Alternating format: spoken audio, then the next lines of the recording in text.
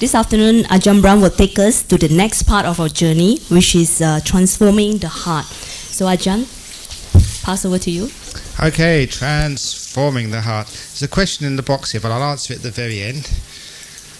Transforming the heart. In Buddhism, the word for the heart actually is called jittu. It's like the same as the mind. But it's actually how we transform what's going on inside of us. Because this is one of the other problems of actually transforming our actions. Because our actions, they come from inside of our heart. And if our heart isn't pure, it's so difficult to get pure actions out of an impure heart. In fact, it's impossible. So that's why that if we have right thought and right intention, the first two factors of the Eightfold Path, if inside of ourselves is pure, then usually what comes out is pure.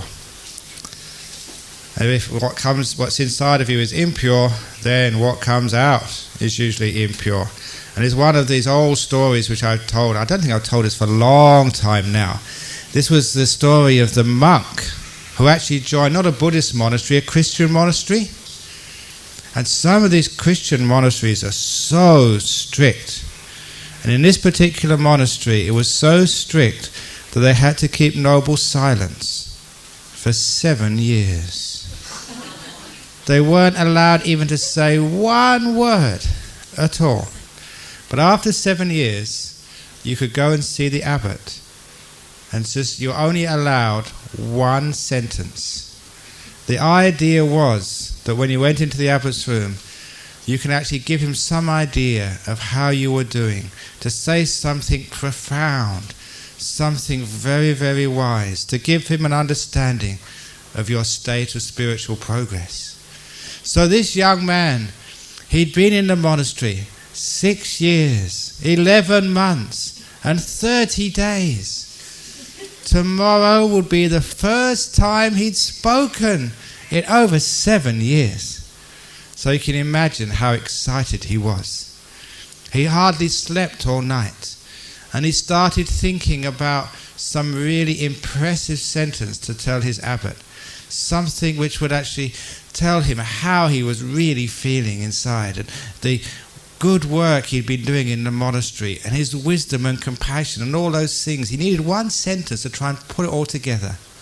For example, if after this one-day seminar, if I asked you to write down one sentence to see how much you got out of this seminar, what would you be able to do? And that's what it was like for him, but he couldn't write it down, he had to say it. So he worked out this, he worked out that, and just early in the morning, just before the interview, he had something really deep, really profound to say. But when he went into the abbot's office, his mind went blank. He forgot what he'd prepared to say, and he had to say something pretty quickly. So what actually came out of his mouth was, "The food here is terrible."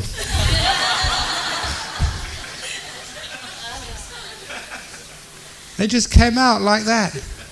And the abbot, who was allowed to speak, said, "Very good, come back in another 7 years." Oh, he felt so terrible. He had his one chance, and he'd blown it. He'd said what he hadn't planned to say. So he had to go back. And I was so depressed after that. But the years went past, and it came to the time he'd been in that monastery 13 years, 11 months, and 30 days. Now he'd have the second chance of saying something profound. This time he was actually more stable as a monk, more relaxed. So he had a good night's sleep. And when he woke up in the morning, he did actually have something very, very meaningful to say. But when he went into the abbot's office, it happened again. His mind went blank. He forgot what he was going to say, and the abbot said, "Come on, what are you going to say? Come on, quick, otherwise get out of here." And so he said, "You make us monks work too hard." Very good, come back another 7 years. Oh, he'd blown it again. He'd messed up again. He made a mistake because his mind went blank and it just came out. So now he had his third chance because he'd been in the monastery now 21 years. And he'd only said 2 things and he got it wrong both times. But this time, not only did he have a good sleep, he was also relaxed. And when he went into the abbot's office, he actually said what he meant to say, what he was planning to say. When the abbot asked, well, what's your sentence? He said, this is the sentence. He couldn't actually give an introduction at all. He said, I can't stand this place any longer, I'm leaving.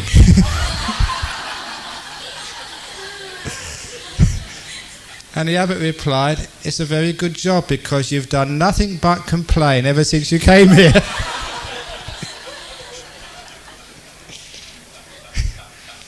And that's an old joke, an old story, but it's very meaningful because the reason why he said those things, the food is terrible or you make us work too hard, was because that's what he'd been thinking about all the time. His mind wasn't pure, he was a complaining mind, so when actually he had the opportunity to say something, he didn't say what he meant to say, he said what he was thinking all along. And this is our trouble sometimes. We want to be kind and good in our speech and our actions. We can't force it if it's not natural, if we don't really think like that, if that's not what we've been thinking about in the privacy of our minds all day, it's not going to come out. It's what we're thinking. That's what comes out. So the abbot was right. That monk had done nothing but complain silently. Every time he was having the meal, the food here is terrible. Every time that they were working, you make us work too hard. He'd been complaining inside. He'd been thinking complaints. That's why when it spoke it came out complaints. Now this is why the Buddha said we have to purify our mind if we're going to have pure speech and pure actions.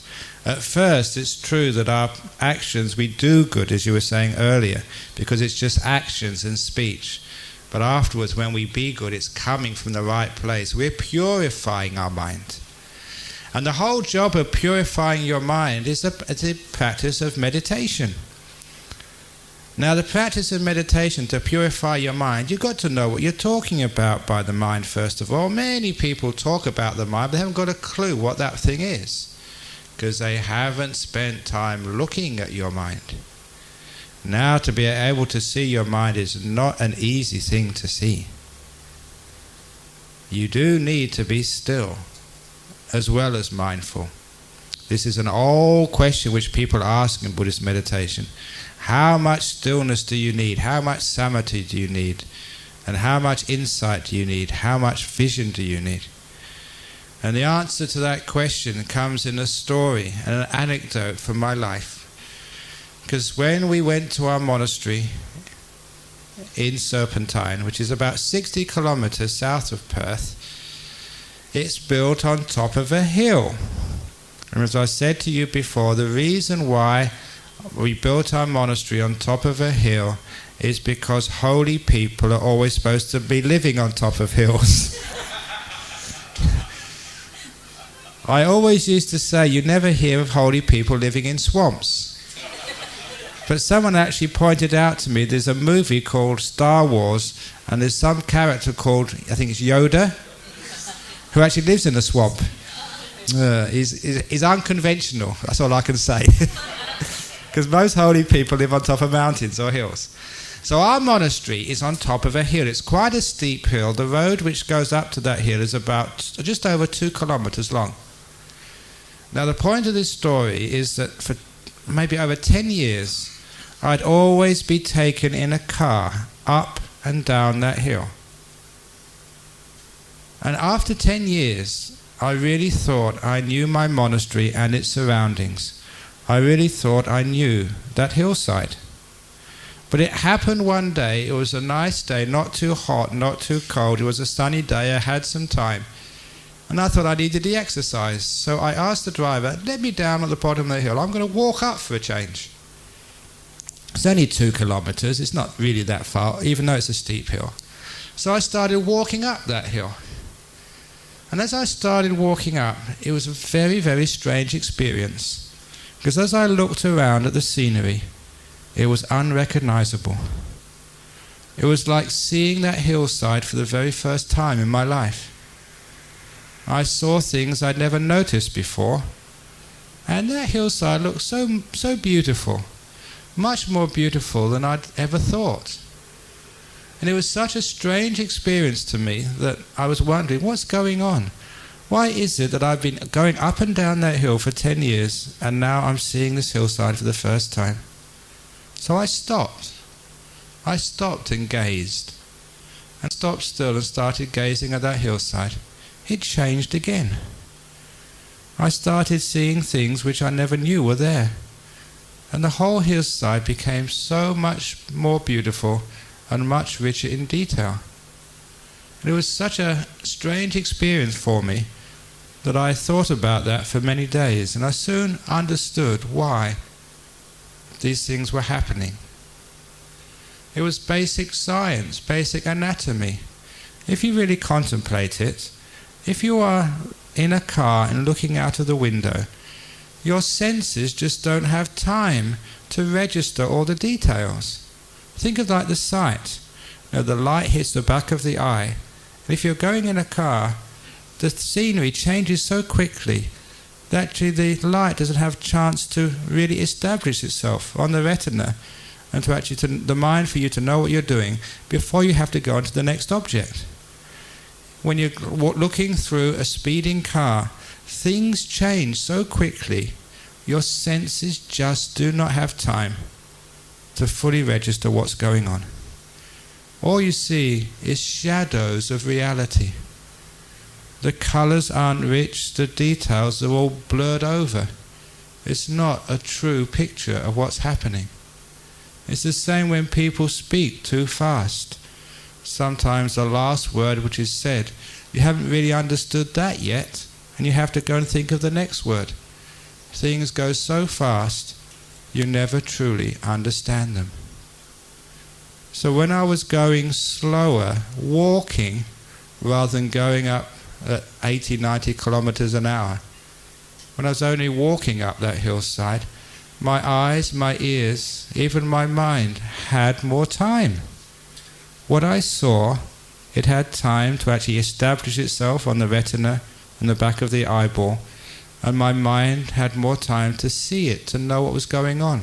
It didn't have to rush so fast onto the next thing, so it could appreciate and know fully what was happening. That's why when I went slower, I saw more deeply.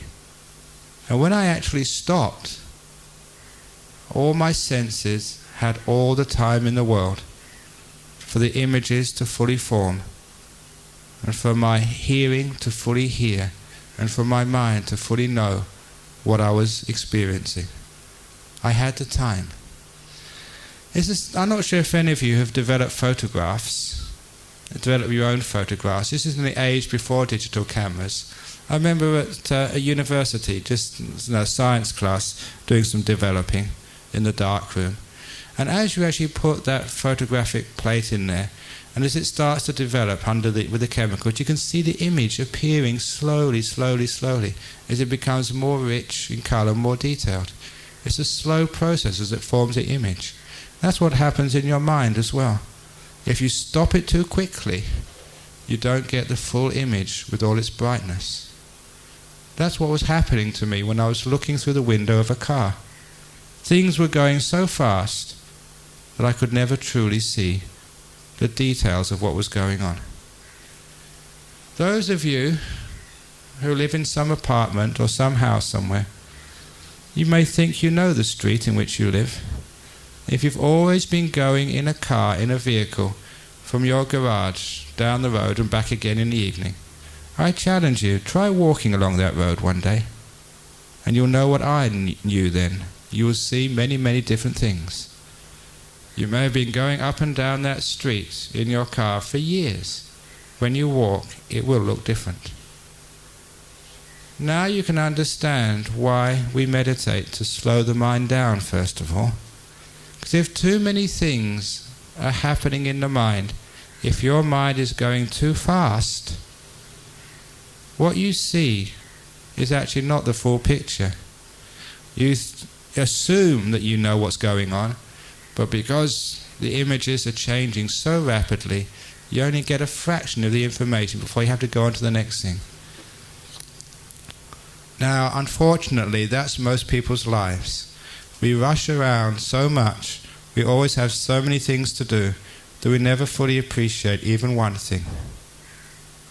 For those of you who have stomachache or digestion problems, this is how you overcome bad digestion. You eat slowly.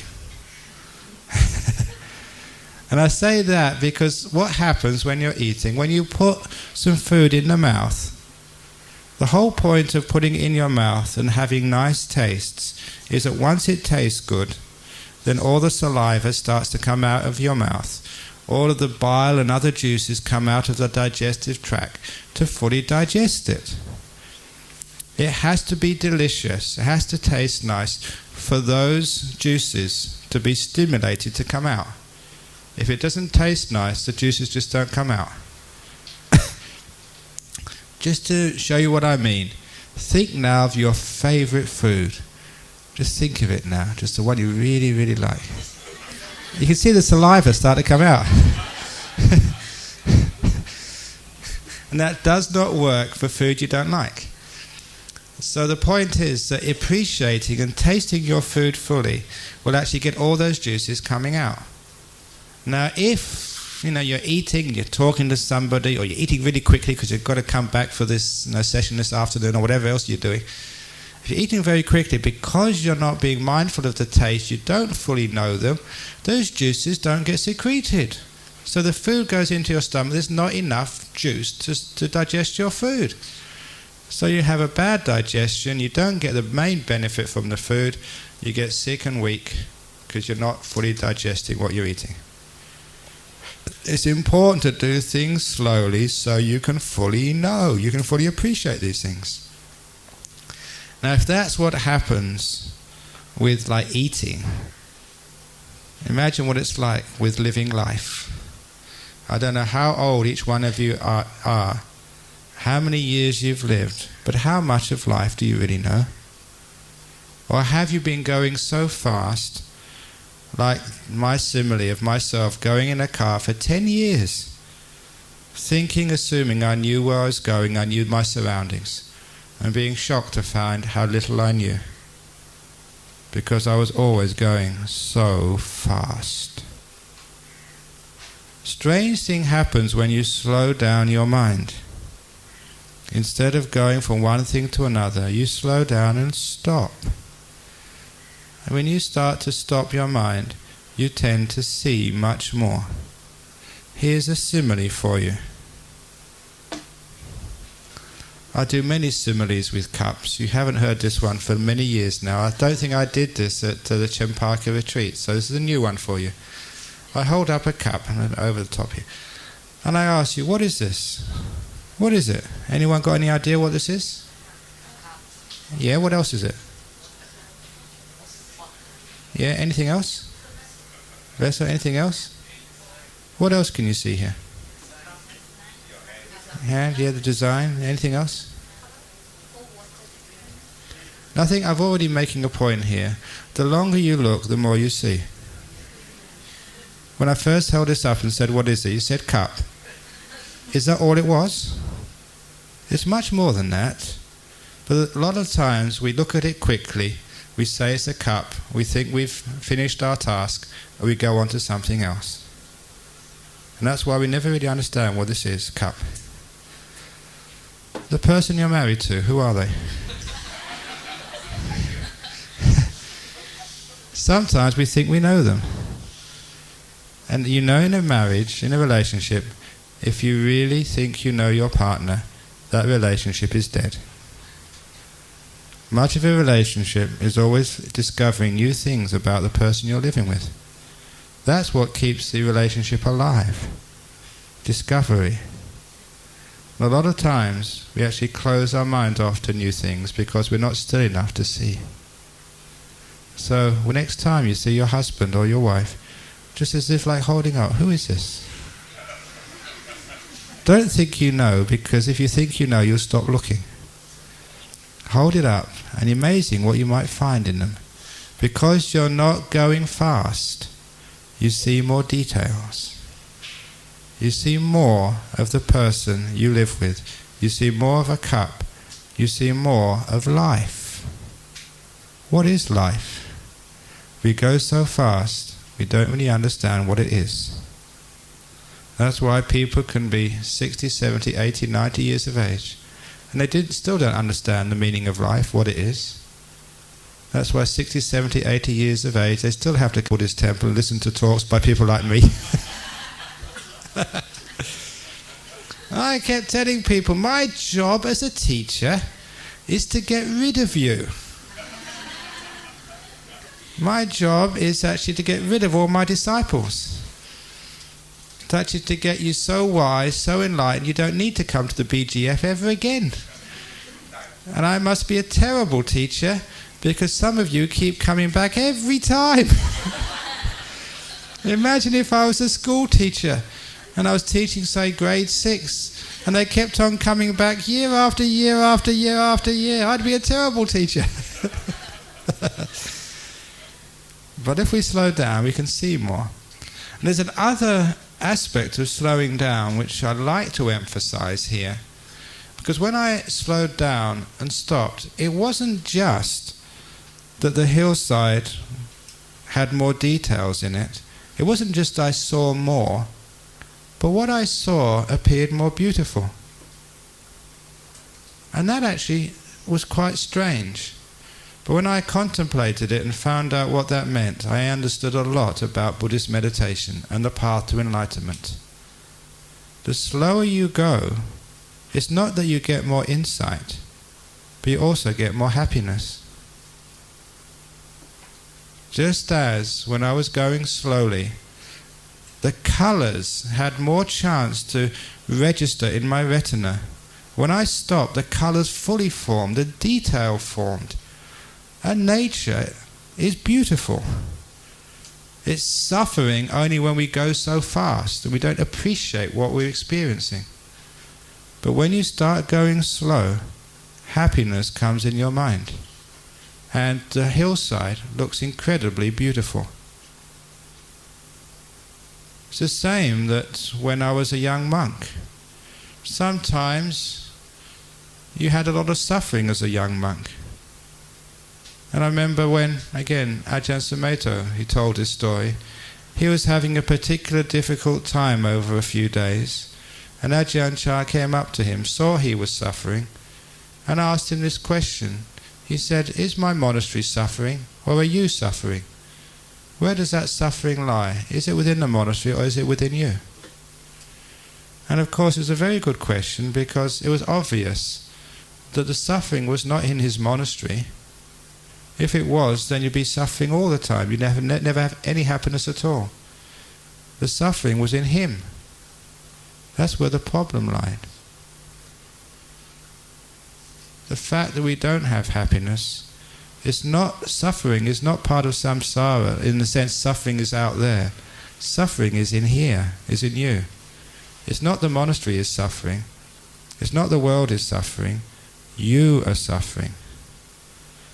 And that's a very powerful point which Ajahn Chah made. Because if the world was suffering, there would be no escape from suffering. But if the suffering was in you, you can do something about it.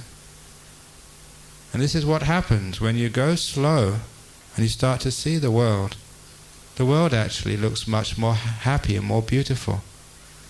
When you see much more with insight, the problem of pain and suffering starts to disappear. When I walked slowly up that hillside, when I stood still, the hillside looked very, very beautiful. When I was going fast, it looked dull and boring and depressing. Now you can understand a little bit about your state of happiness and suffering in life. Why is it that people have so much depression and suffering? It's because they're moving too fast, that's why. Why is it that depression is a modern phenomena? There's many, many more people are getting depressed and angry these days than before. Because we are working so hard, we're running so fast. That's the reason why. Which is why just slowing down a little bit, taking it easy, not rushing around so much. You find that you get greater happiness, more energy, and you see more in life. The very first meditation retreat which I went on was actually organised by our Cambridge Buddhist Society many, many years ago.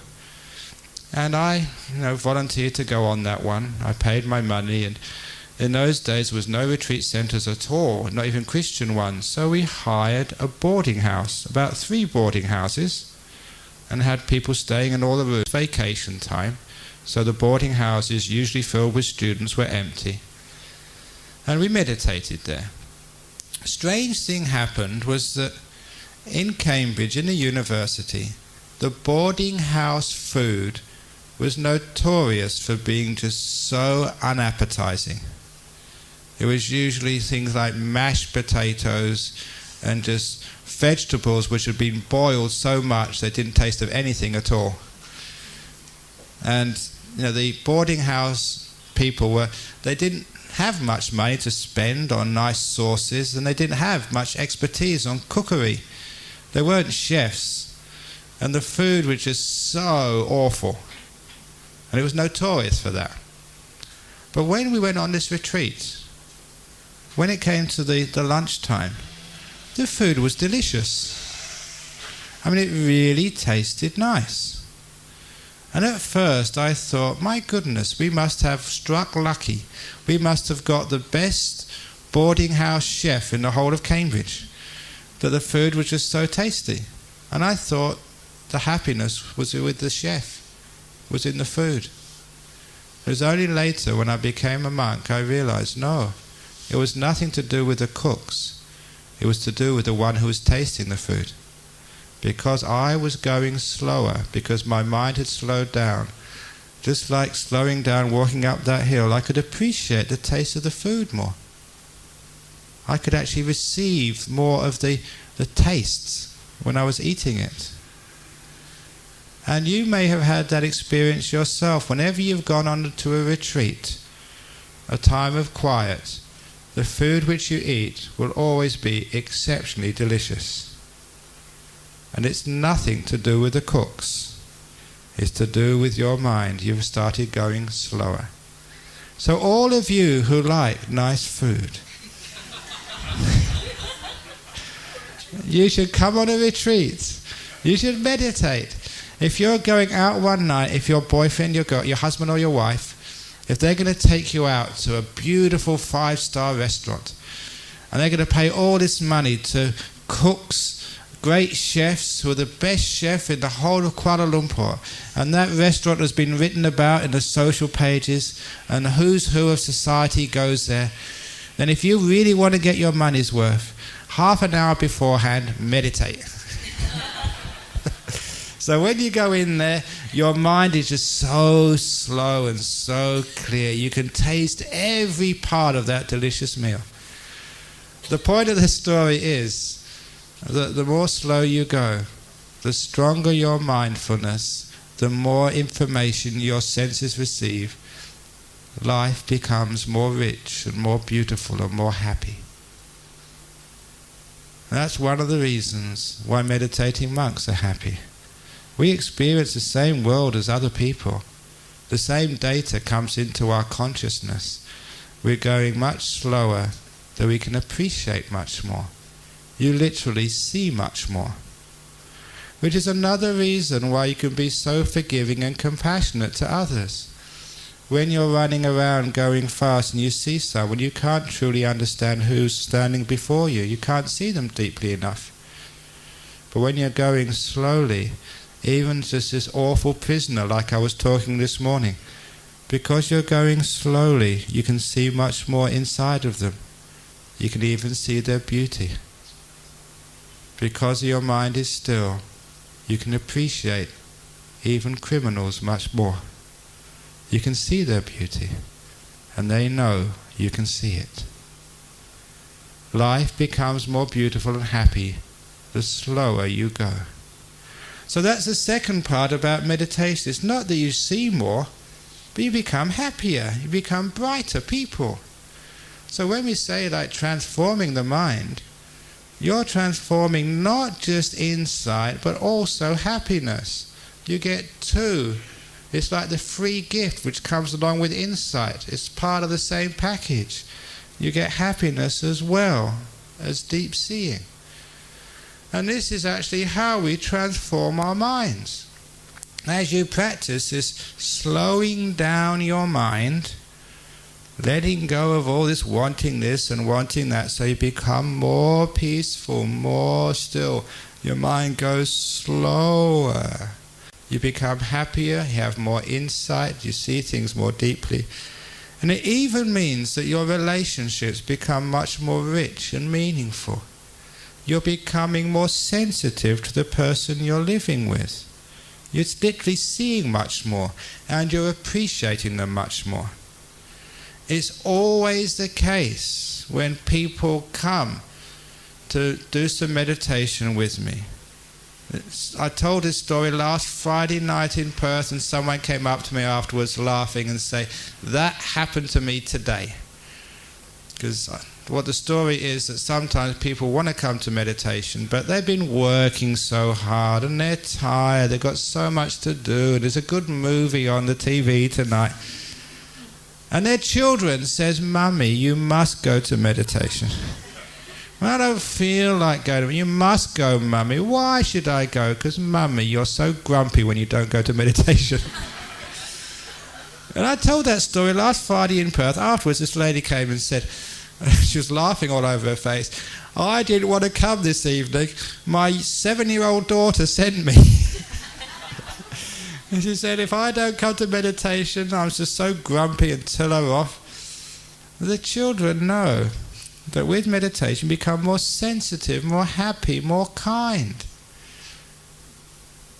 So if you've got a grumpy husband, send him to the next meditation retreat. That's in Cameron Highlands in June.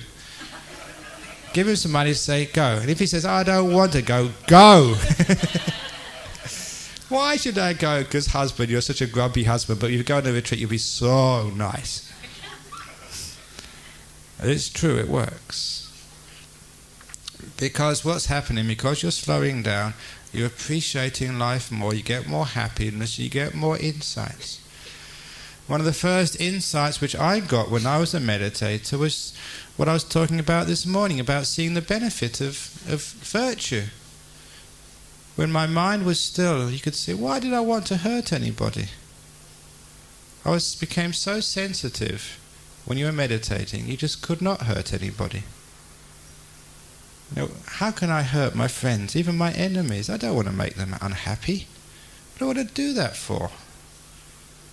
And all those precepts, I didn't, as I mentioned this morning about alcohol, I didn't understand why. I didn't even know it was a precept. All those precepts of stealing and lying, the time I found out when there were 5 precepts was this. I'd been meditating a while, and I was visiting the Thai temple. It was in East Sheen at that time. It's now moved to Wimbledon in the southwest of London. It was my closest temple, so I went there. And I'd been going to listen to Dharma talks and meditating. And one day, one of the Thai monks came up to me. He could speak reasonably good English. And he said, I've seen you. You've been coming to this temple long enough. It's about time you took the 5 precepts. That's what he said. And so I said, Venerable, what are these 5 precepts? And he said, not deliberately killing a living being, not stealing, not committing adultery, not lying, not taking alcohol and drugs. Now, I didn't mean to be cheeky, but what I actually said is, Venerable Sir, I don't need to take those precepts, because I've been keeping them for the last year. What do I need to do a ceremony for?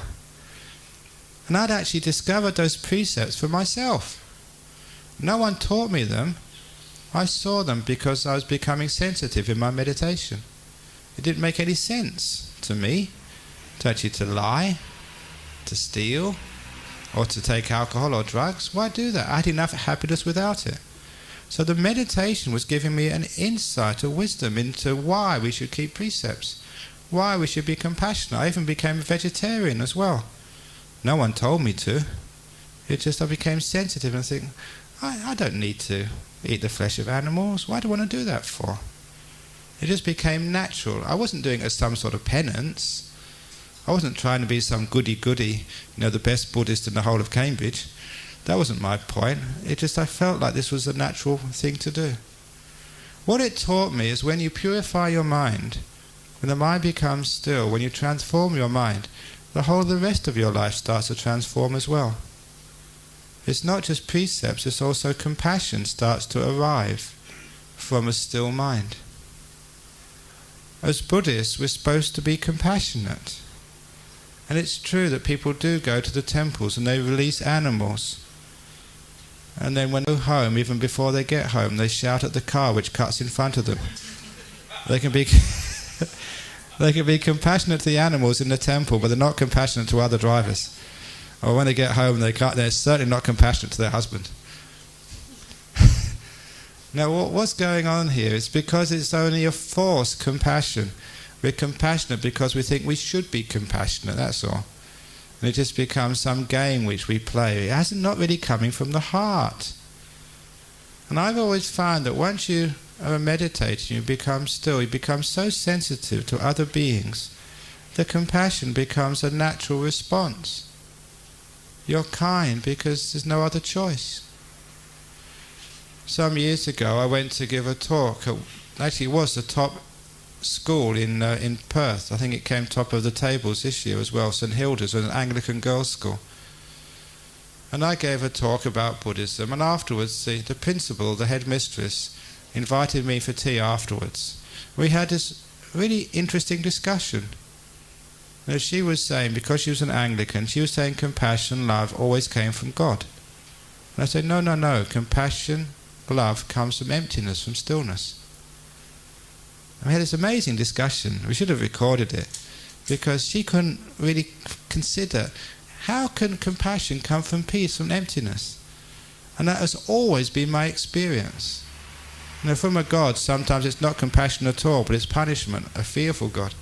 But from stillness and peace, if you find any peace and stillness in your heart, you'll always find compassion flows effortlessly from that. The two can always go together.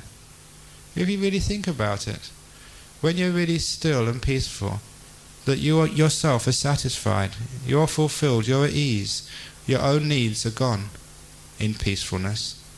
So you're fully at the service of others. When you're really at peace and got inner stillness yourself, then you are free to care. It's one of the problems of being a monk. Sometimes when I'm let go of all my duties and I just sit there being peaceful, people think, oh, he's free. I can go and ask him a question now.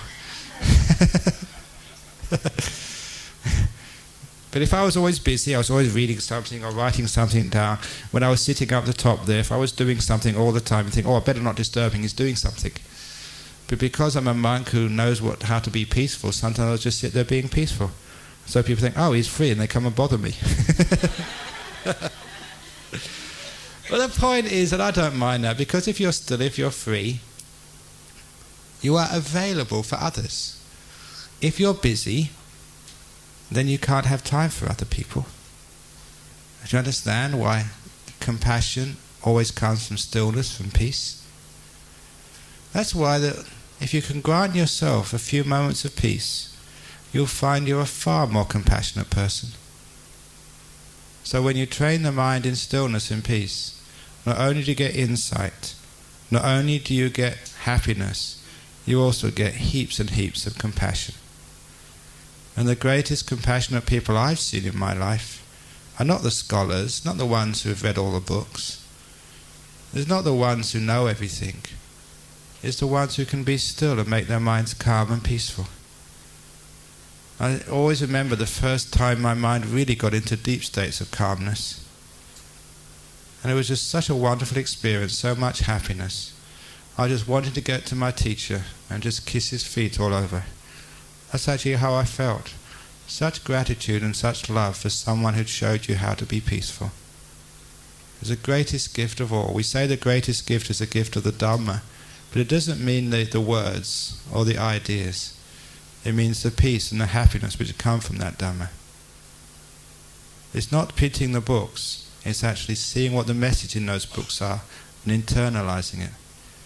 And if ever you get that degree of peace and inner happiness, you want to kiss my feet. I'll tell you that will happen to you. But please don't, it's against my rules and you might catch some disease. But you get such happiness, it just transforms into compassion. You want to help the whole world. And you've got the energy and the wisdom to do so. So when you start transforming your mind in peace, just by being still, then compassion flows. As actually to how to meditate, there's so many different teachings about meditation, but look, there's such a simple, easy to do. We make it complicated. All you need to do is sit there and do nothing. That's all you need. But what do people do? They always want to do meditation. They're doing this method or doing that method. How do you meditate? I do anapanasati, I do vipassana, I do metta, I do this. And so if you try that, you'll never get anywhere with meditation. Just stop doing things. Just sit there and do nothing. Just see what happens, that's all. That's one of my favourite sayings. Those of you who know me, say, see what happens. I don't worry about the future. I don't even worry about what I'm going to say next. I just see what happens. Just let it all flow. This is how you meditate. You stop doing things and allow things to be.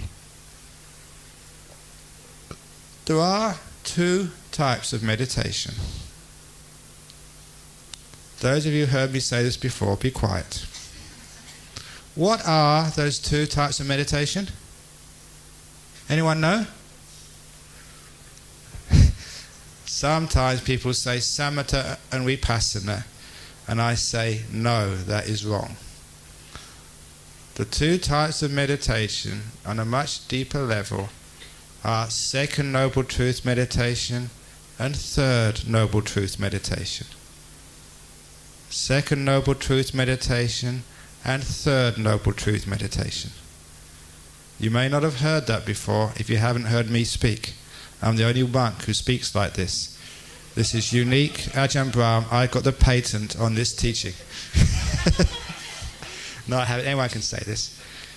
But if those of you who know classic Buddhism, the second noble truth is the cause of suffering, called craving. So what do I mean by second noble truth meditation? It means craving, craving, craving.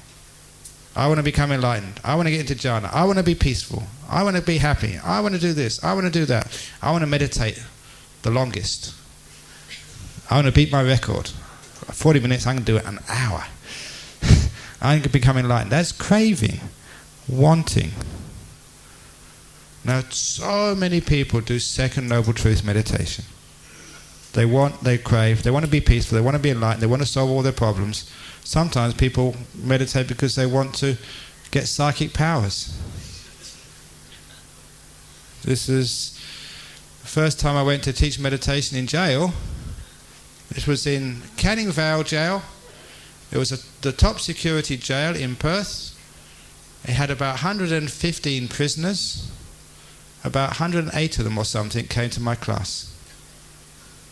I got about 90%, over 90% of the population came to learn meditation. When I saw that, I never expected that prisoners would be so interested in developing their mind. I was so impressed and inspired. I thought, if these guys want to come to my meditation class, I'm going to walk the extra mile for them. I'm going to really teach them some really good meditation. If people are that in a prison, if they're that interested, I'm going to really give it everything I've got. I'm going to meet them halfway. So I started talking, trying to inspire them, and really doing my best, extra, because of their response. And after about 5 or 10 minutes, one of the prisoners, he later became a great friend of mine, and he was one of the tough guys in the jail.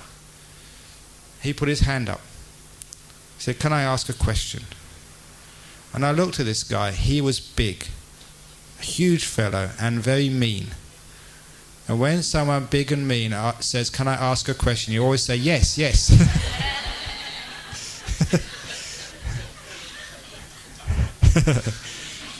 So I said, "Yes, what's your question?" And he said, is it true that through meditation you can learn to fly through the air, to levitate?" And then I suddenly realised why so many prisoners had come to my class. They were coming to learn meditation, not to do anything with their lives, not to transform their mind and transform their action and become good guys. The only reason they came to the class was to learn how to fly through the air and escape over the walls. And of course, I said, it takes many, many, many, many years to do things like that. And only a few people can manage it. And if they do, they never tell anybody. You know why we don't tell anybody if we get psychic powers? If you could levitate, then the Malay Athletics Association will make sure you go into the Olympics in Beijing to compete in the high jump and the pole vault. If you could read people's minds, and the government knew that, the CIA will get you and make sure you go to Abu Ghraib, Guantanamo Bay to see what those prisoners are really thinking. And if they don't do that, they'll put you at the security gate of KLIA so that you'll be the one who finds out who's a terrorist. You can just read their mind as they go through. He's okay, he's okay, he's carrying a bomb, he's okay. No, she's got a knife in her purse, she's got extra alcohol in her bags. It'll be much better than the security systems they got so far. So which is the reason why we don't actually tell about psychic powers if you've got one and get into big trouble. But this is actually one reason why some people try and meditate, because they're trying to get something out of it. They're craving. It's called second noble truth meditation. If there's craving there, if there's wanting, what did the Buddha say in the second noble truth? Craving leads to suffering. So no wonder you suffer and it doesn't work. You say, oh, meditation's so hard. I can't get my mind peaceful. I can't do this, I can't do that. People were complaining about samadhi headache. They were meditating and getting headaches and getting stressed. I think, what are you doing? That's second noble truth meditation. Craving, you got suffering. So if the meditation isn't working, if you're getting suffering, you have to be doing some craving somewhere. You're not meditating properly. It's not meditation's fault, it's not your fault, it's not that you can't do this, it's you're not following the instructions, you're doing it wrong. That's why it's not working. So the other type of meditation is called third noble truth meditation, where the Buddha said letting go of craving leads to nibbana, the end of suffering. It leads to peace, to happiness. Nibbana is the highest happiness. Nibbana is ultimate peace. It's stillness, it's joy, it's happiness. So if that's what you want for meditation, that's what meditation's supposed to be doing, transforming the heart, transforming the mind, then make sure you're doing it the proper way. Letting go. Freeing the mind. Letting go. There's 4 types of letting go, the Buddha said. This is a very deep teaching. I've given this on the retreat, but I'm going to give it again now because it's a powerful teaching. And I don't know why other people don't teach this, because it's straight from the sutta, straight from the teaching on the 4 noble truths. The third noble truth is letting go of craving. In other words, chaga patinisaga muti analaya. There's 4 ways of letting go. The first way of letting go is called chaga. It means giving, generosity. Now what does that have to do with letting go? If it really is generosity, it's giving, expecting nothing back in return. If you give a donation to my retreat centre, but you want your name put on the board there somewhere, Mrs. Tan, 100 ringgit, that is not giving, that is business. If you want your name read out, no, Mrs. Chan, 1,000 ringgit, and everyone claps, that is business again. But if it's giving, expecting nothing back in return, you put the envelope in the Buddhist Gem Fellowship for the BGF expenses. No one knows you've done that. You're giving, expecting nothing back in return, not even a receipt. That is true giving. That's why it's called letting go. So when we meditate, can you meditate expecting nothing back in return? Not expecting to be peaceful, not expecting to be still, not expecting enlightenment. If you can do that, happiness, stillness, enlightenment come. It only happens when you don't expect. Because if you're expecting, you cannot be inspecting. There's the two differences, expectation and inspectation. Inspectation is insight, looking within. Expectation is looking outside, there's someone. That's why it doesn't work. It's like, you know what the opposite of insight? Excite. So you get excited, and that's not insight. So here, when we give, expecting nothing back in return, you meditate, you don't expect to get peaceful, you don't expect to get still, you don't want anything. Then it's Third Noble Truth meditation. Then it really is letting go. The Patinissagga is like relinquishing, throwing things away, not trying to accumulate things. My teacher Ajahn Brahm used to say, you meditate not to get something, but to get rid of something. Not even to get somewhere, but to be more fully where you really are now. You're not trying to get anywhere else, you're trying to be more fully here. You're meditating to let go of all this getting somewhere, going somewhere. It's more like being here. You're meditating not to achieve, but just to be here. The third type of letting go is called freedom. And of course, freedom is, what do we actually mean by freedom? And I got the meaning of that word freedom. Again, another prison story which you've heard before, but it's a great story. This was when I became the abbot, so one of the other monks had to go and talk in jail. And when they were talking in jail one day, after the talk, they asked him what my monastery is like. What do you do as a monk, they said. We get up at 4 o'clock in the morning. 4 o'clock in the morning, even in jail you don't get up at 4 o'clock in the morning. 6 at the earliest, usually only 7. But then what do you do? Can you watch the news on TV? No, there is no TV. The radio? No radio. Any CDs? Any music? No. You have to meditate. And very often there's no breakfast. If there is a breakfast, it's just a very small breakfast. They don't even give you a choice. Then what do you do? We have to work really hard. Mixing concrete, laying bricks. We're labourers. Even I do that. They say they never get us to do that in jail. Not in Australia anyway. And then we have our one meal of the day. We eat out of our bowl in Perth. Those of you who've been there have seen us. Sometimes the custard goes on the spaghetti. Sometimes the ice cream melts all over the curry. What are you saying that for? Have you ever had ice cream and curry? It's actually very delicious. Especially chocolate ice cream on green curry. Try it and see. And they said, that's disgusting, said the prisoners. Even in prison they give you separate, parts of your plate or your tray to have your food on. Then what do you do? Is there any sex? No sex in the monastery. Sport? Can you play soccer in the afternoon? No soccer either. You just have to meditate all afternoon. Wow, that's a bit tough. What about in the evening? Can you have dinner? No, there's no dinner. Even in jail they give you a dinner in the evening. No, it's just more meditation right into it. And at night you sleep on the floor. Wow, even in jail they'll give you cots to sleep on. And he went on like this. And the prisoner said, that's terrible in your monastery.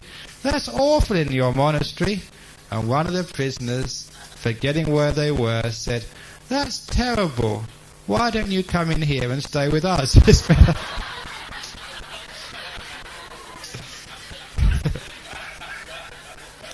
And the point of that story was, it is a fact that prisons are very often more comfortable than monasteries. So why is it that people in a prison want to escape? Well, people in a monastery, in monasteries such as mine, as you know, there is always, for the last I don't know how many years, a waiting list of people trying to join. And it's obvious. When I thought about that, I got my understanding of what freedom means. Freedom is the opposite of a prison. And a prison is any place you do not want to be. Any place. Now this is a powerful teaching. This is why I don't mind repeating it. If you are in a relationship which you don't like, you'll find your partnership, your marriage is like a prison for you. You don't want to be there. It feels like a prison. If you're in a job you hate, then it becomes a prison again. If you're in a body which is sick and hurting, you just don't want it, your body becomes a prison. And if you're in the BGF on a Tuesday afternoon and you can't wait for this talk to finish, if you don't want to be here, you're in a prison again. And the point is, how do you escape from a prison? The point is, it does not matter how uncomfortable or how harsh it is. The comfort or the harshness do not make a prison. It's only whether you want to be here or not. That's what makes a prison. So if you change your attitude to the one you live with, instead of not wanting to be here, wanting to be here. Let's want to make use of this. This is my learning experience. I want this man, this woman around me, because I may be having a difficult time, but I want this because I'm going to learn from this. I'm going to make it work. I want it to be. Then you are free. It's no longer a prison because you want to be there. If you're in a job and you change your attitude to see the benefits of that job, you want to be there. It doesn't feel like a prison anymore. If you're in a body, a sick or an old body, but you come to peace with that body, you want to be here. Your body does not feel like a prison. And with whatever mental state you may be experiencing in your meditation, instead of saying, I don't want to be dull, I don't want to have a restless mind, I don't want to be thinking all these silly thoughts, if you change and say, I want to be here. This is okay, having a dull mind, having a restless mind. Then you feel free. And the strange thing in meditation, if you understand what I'm talking about there and put into practice, if you are at peace with your mind, then your mind becomes peace. The restless thoughts just fade away. The dullness finishes. The mind becomes peaceful, not because you've made it peaceful, but because you have got out of the way and let it be peaceful. That's how to be free. I've done that many times. The story I told in Champaka Lodge was a story from my 6th year as a monk. I was in a monastery in the north of Thailand, alone in this monastery for the 3 months of the rainy season retreat. It was a perfect monastery. The temperature was really beautiful, great food, and the lay community didn't bother me at all. All they wanted to do was to feed me and let me get on with my meditation. It was idyllic, except for my mind. Because after the inspiration of the first couple of weeks, my mind started to become restless. And I tried to stop my restless mind by focusing on the breath. The more I tried, the more my mind started to wander. And when it started to wander into what I call unmonkish thoughts. And of course I was very embarrassed about that, so I tried even harder to control my mind. But it got worse and worse and worse. And I never had any other monk to talk to. I was on my own. And it got to such a terrible stage. I don't mind telling you this, but I was thinking of girls, sexual fantasies, the whole works. I'd go off onto this fantasy and I'd try and pull my mind back onto the breath. It would go off again. I was going crazy. So, if I hadn't got a bit of insight, I may not have been Ajahn Brahm now. I might be, the husband of somebody else or something. I don't know. But I had a bit of, at least an insight. I went to the main hall. I bowed to the Buddha statue there, and I just asked for help, basically. It was out of desperation. And the idea which came into my mind was this. I said, I do a deal with my mind. If you want to think those sorts of thoughts, really unmonkish, romance, sex or whatever, you can do that for 1 hour of the day. The rest of the day, you behave yourself and you watch the breath. I thought that if I gave my mind a little bit of freedom to do what it wants, then maybe the rest of the day it would comply. That was a deal I did. From 3 p.m. to 4 p.m. every day, You can sit in your heart, you can think whatever you like. I'm not going to stop you. I'm not going to be embarrassed. You can go for your life. So, having made that deal, I sat down and tried to watch the breath. It did not work. My mind was just still as wanton, as rebellious as ever. You'd watch the breath and you start thinking of an old girlfriend. Come back. You go watch the breath again, you start thinking of something else. Come back. And it was a struggle. And when you're struggling like that, it's so much pain and you get so tired, you get so frustrated. But I'm a monk, I kept on going. But soon it came to 3 p.m. And at least, like I'm a monk, if I make a promise, I keep it. And so it came to 3 p.m. I said, okay, now I've got to keep the other part of the bargain. I went up to my hut. I leant against the wall of the hut because it's very tiring sitting all day. I put my feet out and I said, right mind, whatever you want to think about, I'm not going to try and stop you now. You can think anything you like, sex, romance, the weirdest of fantasies, go for it. And for the next hour my mind was so peaceful just watching the breath without a break all out. That's what happened. And I learnt a great skill and truth of meditation. I realized why my mind was actually creating all those fantasies and dreams, why it was being so rebellious. Because I was trying to control it, that's why.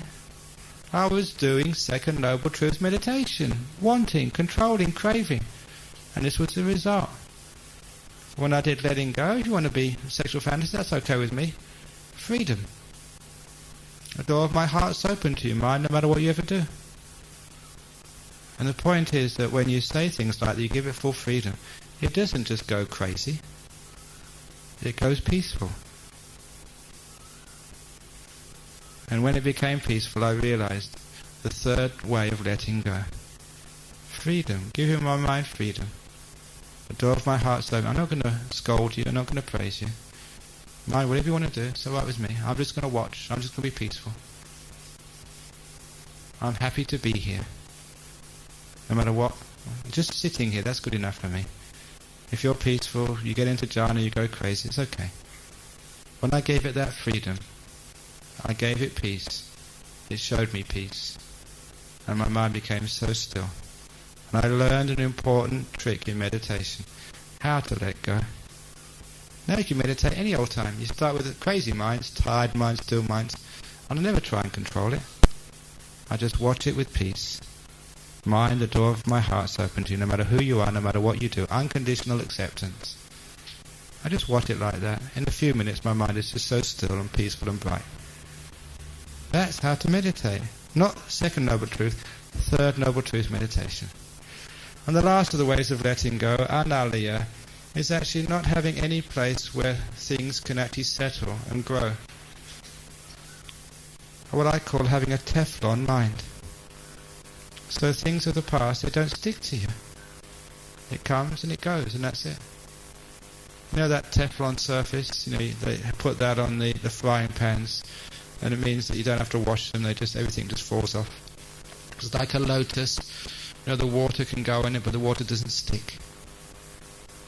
Experiences come into your mind, and nothing sticks. That's the other way of letting go. So you have an experience, and you never keep it. You never amass anything in this world. You're always empty.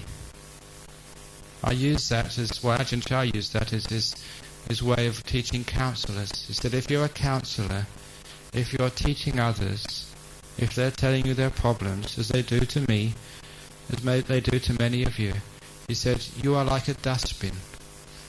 People will come and dump all their problems on you. All the rubbish and pain and suffering of their life, they'll pour out into you.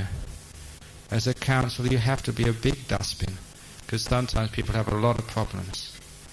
But he said, always remember, when you're a counsellor, to be a dustbin, but to be a dustbin with a hole in the bottom.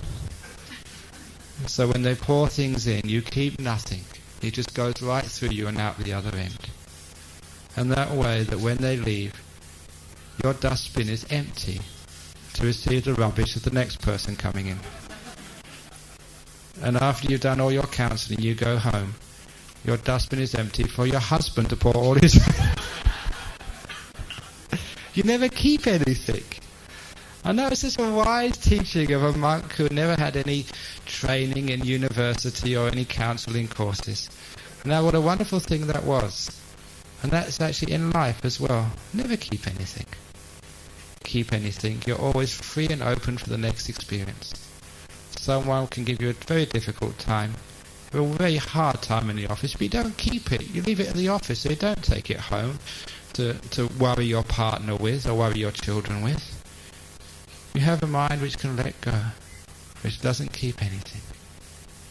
If you really want to keep things, keep the nice stuff, the happy things which happen. When you go home and say, oh, a wonderful thing happened in the office today, how many of you, when you go home, tell you about the rotten things which happened on the way home? Those are the things you shouldn't keep. You should throw in the dustbin. But tell your partner all the wonderful things which happened to you today, not the rotten things. And tell yourself all the nice things which happened to you in your life. Never keep the rotten things. They're the ones which should be thrown away. The best actually is to throw the whole lot away. Then you can be open to whatever happens. So those are the ways of letting go. Now understand those are the ways of meditating.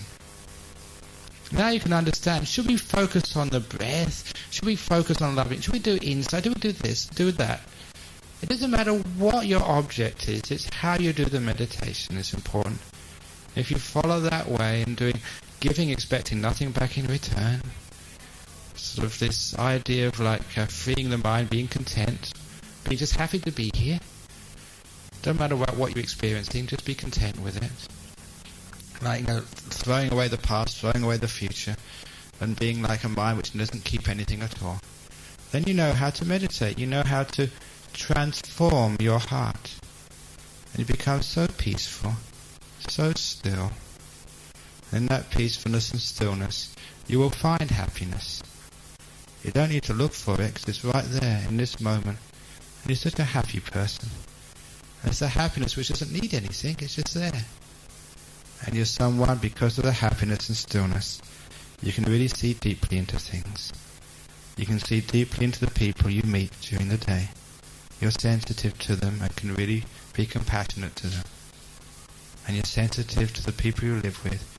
You're sensitive to life. And you're sensitive to yourself. So you can be just one happy little Buddhist. One wise Buddhist. You have transformed your heart. So there goes the talk. Now come the questions. So, okay, got a question from the back straight away. Any questions at the top? Please write them down up in the heaven realms above. Yes.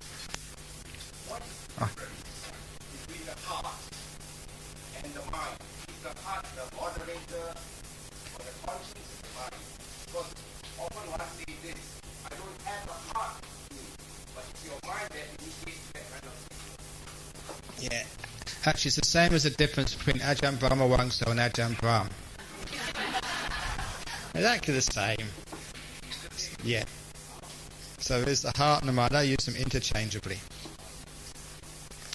Okay, you've got a question here. What is the karmic effect of having a big ego and keep harnessing it in life? Big ego means big suffering.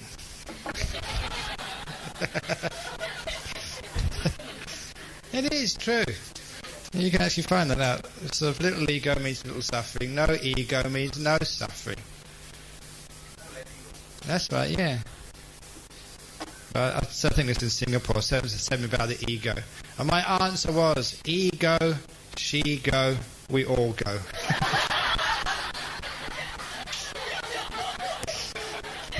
So what's the point of having a sense of self? We all have to go anyway.